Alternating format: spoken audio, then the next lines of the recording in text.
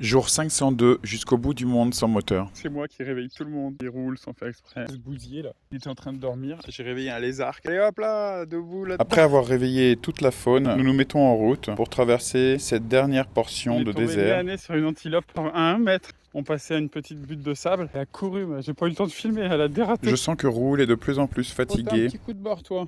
Mais t'as pas trop dormi. Il méritera bien son arrêt à Al Marmoum. Après plusieurs kilomètres sous l'œil de cette immense tour solaire et sous le regard des antilopes et des serpents qui nous entourent. J'ouvre l'œil parce qu'il y a des grosses traces de serpents. On suit exactement les traces des antilopes. Qu'est-ce qu'on en chie. Nous arrivons enfin au lac d'Al-Qoudra. C'est le temple du yoga. On découvre de ces trucs. Ça fait vraiment du bien d'arriver dans un endroit aussi merveilleux après avoir passé toute cette zone désertique. Je tombe sur des cygnes noirs, c'est la première fois de ma vie que j'en vois.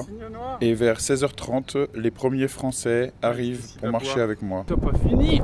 Mais qu'est-ce que c'est que ces manières? Nous passons un excellent moment tous ensemble. Nous marchons quelques kilomètres dans l'objectif d'atteindre le lac de Love Lake. L'itinéraire passe entre plusieurs lacs où habitent des flamants roses ou des cygnes noirs. Il s'est mis sur la route. Devant la bagnole, il commençait à se rouler. Roule est très calme, il est entouré de plein d'humains, ça lui fait du bien. Nous préparons un barbecue le soir et c'est un moment d'échange très convivial et agréable. Roule dort juste à côté de nous car il fait partie de la soirée aussi. Encore des rencontres qui resteront gravées dans ma mémoire.